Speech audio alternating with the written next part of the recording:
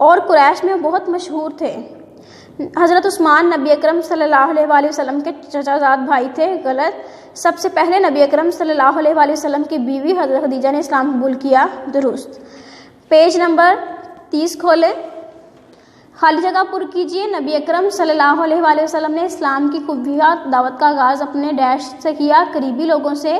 آپ کے چچا زاد بھائی حضرت ڈیش نے صرف 10 سال کی عمر میں اسلام قبول کیا۔ حضرت علی، مردوں میں سب سے پہلے حضرت ابوبکر صدیق نے اسلام قبول کیا۔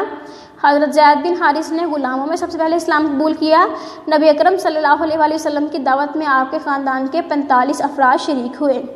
آگے سوالات کے جوابات ہیں، وہ آپ کو بورڈ پہ کرواؤں گی۔ کالم الف کا کالم ب سے ملائیے۔ اسلام کی پہلی مسلمان خاتون حضرت خدیجہ تھیں۔ حضور کے قریبی دوست اور ساتھی حضرت ابوبکر صدیق رضی اللہ تعالیٰ عنہ۔ اسلام کا شدید مخالف ابو لہب۔ نبی اکرم صلی اللہ علیہ وآلہ وسلم کا آزاد کردہ غلام حضرت زید بن حارث۔ حضرت ابوبکر صدیق کی کوشش سے مسلمان ہونے والا صحابی حضرت زبیر بن عوام۔ یہ آپ کے سبق کے سوالات کے جوابات ہیں۔ پہلا سوال ہے، نبی اکرم صلی اللہ علیہ وآلہ وسلم پر سب سے پہلے کون سے لوگ ایمان لائے اور ان کا آپ صلی اللہ علیہ وآلہ وسلم سے کیا رشتہ تھا؟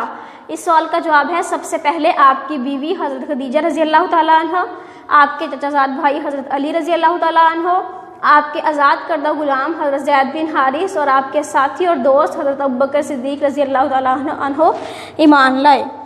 دوسرا سوال ہے، حضرت ابوبکر صدیق کی کوششوں سے کون سے لوگ ایمان لائے؟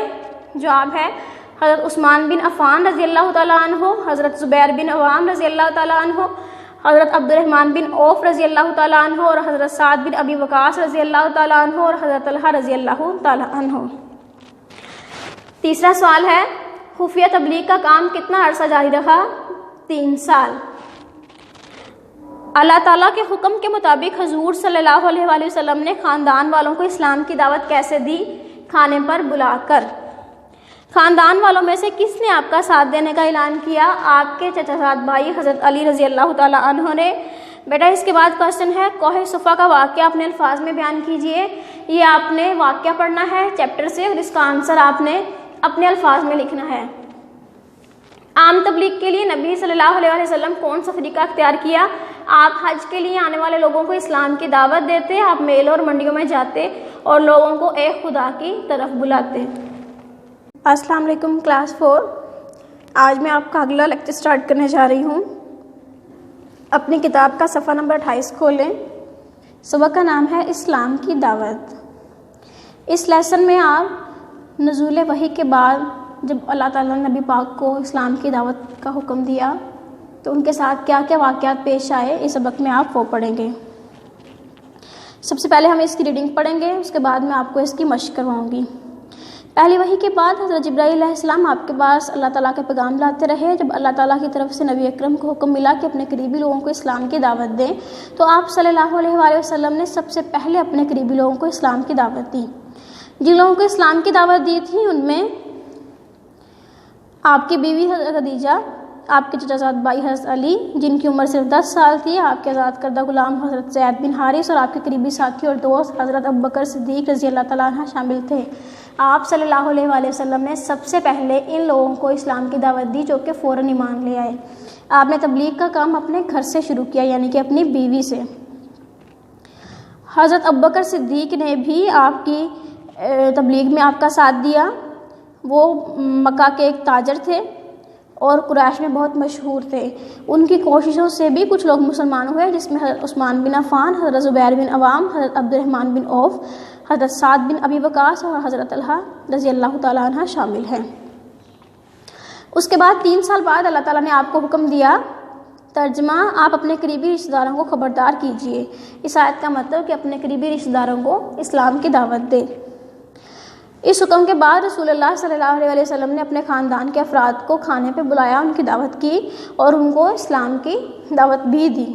لیکن اس موقع پر کسی نے بھی اسلام قبول نہ کیا سوائے آپ کے چچا زاد بھائی حضرت علی کے، جو کہ اس وقت صرف 10 سال کے تھے۔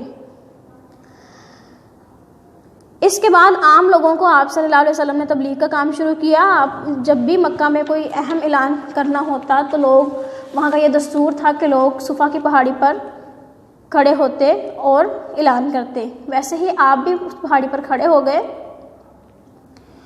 اور سب لوگوں سے فرمایا، اگر میں تم سے کہوں کہ اس پہاڑی کی دوسری طرف دشمن کی فوج آ رہی ہے تو کیا تم میری بات کا یقین کر لو گے؟ تو لوگوں نے کہا ہاں، کیونکہ ہم نے کبھی آپ کو جھوٹ بولتے نہیں سنا۔ تو آپ صلی اللہ علیہ وآلہ وسلم نے فرمایا، لا الہ الا اللہ کہو، کامیاب ہو جاؤ گے، ورنہ سخت عذاب کے لیے تیار ہو جاؤ۔ اس پر لوگوں نے آپ کو برا بھلا کہا، حتیٰ کہ آپ کے حقیقی چچا ابو لہب، انہوں نے بھی آپ کو برا بھلا کہا اور کفار مکہ نے آپ کی مخالفت شروع کر دی۔ اس کے بعد آپ صلی اللہ علیہ وسلم حج کے دنوں میں جب لوگ مکہ آتے تو انہیں بتوں کی پوجا کرنے سے منع فرماتے، آپ میلوں اور منڈیوں میں جاتے اور اسلام کی دعوت دیتے۔ کفار مکہ کی اسلام سے مخالفت کے باوجود اسلام پھیلتا چلا گیا۔ بیٹا اب ہم اس کی مشق کریں گے۔ درست اور غلط فکرات کی نشاندہی کرتے ہوئے مناسب جواب پر ٹک کا نشان لگائیے۔ نبی کریم صلی اللہ علیہ وسلم نے سب سے پہلے اپنے قریبی لوگوں کو اسلام کی دعوت دی، یہ ہے درست ہے۔ ابتدائی 5 سالوں میں تبلیغ کا کام خفیہ اور بہت احتیاط سے جاری رہا، یہ غلط ہے کیونکہ ابتدائی 3 سال تک جاری رہا۔ حضرت ابوبکر صدیق رضی اللہ تعالیٰ عنہ کا شمار قریش کے سرداروں میں ہوتا